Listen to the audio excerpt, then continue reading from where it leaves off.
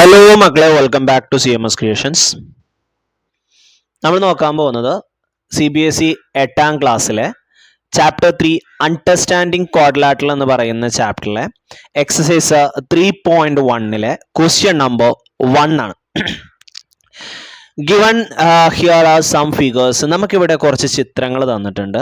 ആ ചിത്രങ്ങളുമായിട്ട് ബന്ധപ്പെട്ട് നമുക്ക് കുറച്ച് ചോദ്യങ്ങളുണ്ട്. അതായത് ഈ ചിത്രങ്ങളെ നമ്മൾ ക്ലാസിഫൈ ചെയ്യണം. അഥവാ സിമ്പിൾ കർവ് അങ്ങനത്തെ ഓരോ നോക്കിയാണ്ട് നമ്മൾ ഈ ചിത്രങ്ങൾ എന്ത് ചെയ്യണം? ക്ലാസിഫൈ ചെയ്യണം. Classify each of them basis of the following: simple curve, simple closed curve, polygon, convex polygon, concave polygon. ഇങ്ങനെ 5 രീതികളിൽ നമ്മൾ ഇതിനെ കമ്പയർ ചെയ്യാൻ പോവാണ്. ഓക്കെ, അപ്പോൾ ഫസ്റ്റ് വൺ സിമ്പിൾ കർവ്. എന്താണ് സിമ്പിൾ കർവ് എന്ന് പറഞ്ഞു കഴിഞ്ഞാൽ നമ്മൾ 6ാം ക്ലാസ്സിൽ പഠിക്കുന്ന ഒരു ഡെഫിനേഷൻ ഉണ്ട്. അതായത് when we are using a pen or pencil, when we are drawing something on the paper without lifting is called a curve. നമ്മളൊരു പേന വരയ്ക്കുമ്പോൾ അത് പേന എടുക്കാതെ നമ്മളൊരു പേപ്പറിൽ എന്താണോ വരയ്ക്കുന്നത് അതിനെയാണ് നമ്മൾ കർവ് എന്ന് പറയുന്നത്. അതിൽ തന്നെ ഒന്ന് മറ്റൊന്നിന്റെ മുകളിൽ ഓവർലാപ്പ് ചെയ്യാതെ വരികയാണെന്നുണ്ടെങ്കിൽ അത്തരം കർവുകളെയാണ് നമ്മൾ സിമ്പിൾ കർവ് എന്ന് പറയുന്നത്. ഓക്കെ, അപ്പൊ ഇവിടെ തന്നിട്ടുള്ളതിൽ ഫസ്റ്റത്തത് സിമ്പിൾ കർവ് ആണ്. കാരണം അതിന്റെ ഇടയിൽ നമുക്കൊരു ഓവർലാപ്പിങ്ങോ കാര്യങ്ങളോ ഒന്നും വരുന്നില്ല. ഈ ലൈനുകൾ എവിടെയെങ്കിലും ഓവർലാപ്പിംഗ് വരുന്നുണ്ടോ? ഇല്ല. അതേപോലെ തന്നെ രണ്ടാമത്തതും നമുക്ക് സിമ്പിൾ കർവാണ്. പക്ഷെ 3ഉം 4ഉം നമുക്ക് എന്ത് ചെയ്യില്ല? സിമ്പിൾ കർവിൽ പെടില്ല. ഒന്നിന്റെ ഉള്ളിലാണ്. ഇവിടെ ഒരുപാട് ഓവർലാപ്പിംഗ് നമുക്ക് കാണാം. തന്നെ 5ാമത്തത് അത് സിമ്പിൾ കർവിൽ പെടും.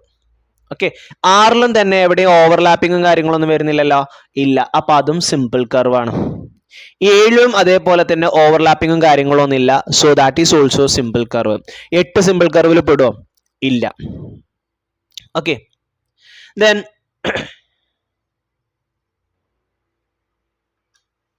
അടുത്തത് സിമ്പിൾ ക്ലോസ്ഡ് കർവ് എന്നാണ് പറയുന്നത്. സിമ്പിൾ ക്ലോസ്ഡ് കർവ് എന്നാണ് പറയുന്നത്. സിമ്പിൾ ക്ലോസ്ഡ് 8 നോക്കിയാൽ നമ്മൾ ഈ സിമ്പിൾ കർവ് എന്ന് പറഞ്ഞു കഴിഞ്ഞാൽ സ്റ്റാർട്ടിംഗ് പോയിന്റും എൻഡ് പോയിന്റും സെയിം ആവണം എന്നുള്ളൊരു കണ്ടീഷനും കൂടി ഉണ്ട് കേട്ടോ. സ്റ്റാർട്ടിംഗ് പോയിന്റും എൻഡ് പോയിന്റും സെയിം ആകുന്ന രീതിയിലായിരിക്കണം സിമ്പിൾ കർവ്. ഇപ്പം ഇതിങ്ങനെ കാണുമ്പോൾ ഓവർലാപ്പിംഗ് എവിടെയെന്നൊക്കെ നമുക്കൊന്ന് തോന്നിപ്പോ. പക്ഷെ ഇവിടെ നിന്ന് ഇങ്ങനെ തുടങ്ങി കഴിഞ്ഞാൽ ദാ ഇവിടെ വന്നു, പിന്നെ ഇങ്ങനെ പോയിട്ട് ഇങ്ങനെ വരും. ഇവിടെയാണ് എൻഡ് ചെയ്ത്, പിന്നെ ഇതേ ലൈനും കൂടെയാണ് പോണത്. അപ്പോൾ അത് ഓവർലാപ്പിംഗ് ആയില്ലേ? അപ്പോൾ അത് സിമ്പിൾ കർവിൽ പെടില്ല. അതുകൊണ്ടാണ് 8ാമത്തെ സിമ്പിൾ കർവിൽ പെടാത്തത് കേട്ടോ. ഇനി സിമ്പിൾ ക്ലോസ്ഡ് കർവ് എന്ന് പറഞ്ഞാൽ ഈ സിമ്പിൾ കർവുകളിൽ ക്ലോസ്ഡ് ആയിട്ടുള്ള ഫിഗറുകളെയാണ് സിമ്പിൾ ക്ലോസ്ഡ് കർവ് എന്ന് പറയുന്നത്. ഇപ്പൊ ഈ തന്നിട്ടുള്ള 1, 2, 5, 6, 7 ഈ 5 സിമ്പിൾ കർവുകളും ക്ലോസ്ഡ് അല്ലേ? നോക്കി, ഫസ്റ്റ് വൺ ക്ലോസ്ഡ് ആണ്, സെക്കൻഡ് വൺ ക്ലോസ്ഡ് ആണ്. എവിടെയെങ്കിലും ഓപ്പൺ ആയി കിടക്കുന്നുണ്ടോ? ഇല്ല. ഇതും ക്ലോസ്ഡ് ആണ്, ഇതും ക്ലോസ്ഡ് ആണ്, ഇതും ക്ലോസ്ഡ് ആണ്. സോ ഈ പറഞ്ഞ എല്ലാ സിമ്പിൾ കർവുകളും നമുക്കിവിടെ തന്നിട്ടുള്ളതും എന്ത് തന്നെയാണ്? ക്ലോസ്ഡ് സിമ്പിൾ കർവുകൾ തന്നെയാണ് നമുക്ക് തന്നിട്ടുള്ളത്. ഇനി 3ാമത്തെ നമ്മളോട് ചോദിച്ചിട്ടുള്ളത് പോളിഗൺ ആണ്. പോളിഗണിന്റെ കണ്ടീഷൻസുകൾ ഞാൻ പറഞ്ഞുതരാം. 1 സിമ്പിൾ കർവ് ആയിരിക്കണം. അപ്പൊ ഇതിൽ ഏതൊക്കെയാണ് സിമ്പിൾ കർവ്?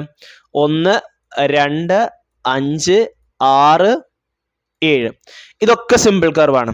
രണ്ടാമത്തത് ക്ലോസ്ഡ് ഫിഗർ ആയിരിക്കണം. ഇതെല്ലാം ക്ലോസ്ഡ് ഫിഗർ ആണ്. 3ാമത്തെ കണ്ടീഷനിലാണ് നമ്മൾ ഇതിലെ പോളിഗൺസിനെ ഐഡന്റിഫൈ ചെയ്യുന്നത്. Completely made up of line segment. എന്താണ് പോളിഗണിന്റെ 3ാമത്തെ കണ്ടീഷന്? Completely made up of line segment. ഇപ്പൊ നോക്കി, ഇവിടെ ഇത് completely made up of line segment ആണ്. ഇതും completely made up of line segment ആണ്. പക്ഷെ ഇതിൽ ലൈൻ സെഗ്മെന്റ് പറയുന്ന സാധനം തന്നെ അല്ല. സോ ഓരോ കർവുകളാണ്.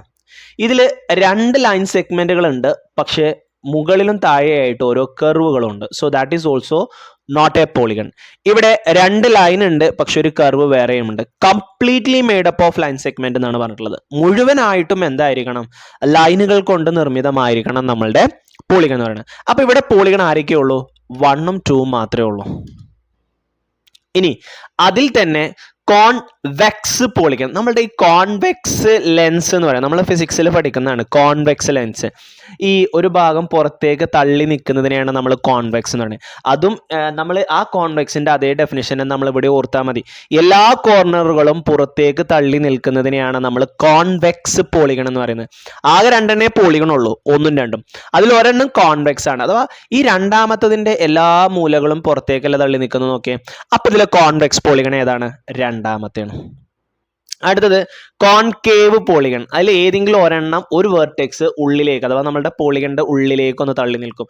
ഇവിടെ നോക്കിയോ, ഒന്നാമത്തെ ചിത്രത്തിൽ ഈ വെർട്ടെക്സ് കുറച്ച് ഉള്ളിലേക്ക് താഴത്തേക്ക് അല്ല നിൽക്കുന്നത്, ബാക്കിയൊക്കെ പുറത്തേക്ക് തള്ളി നിൽക്കുമ്പോൾ ഇത് മാത്രം എന്ത് ചെയ്യണം, ഉള്ളിലേക്ക് തള്ളി നിൽക്കണം.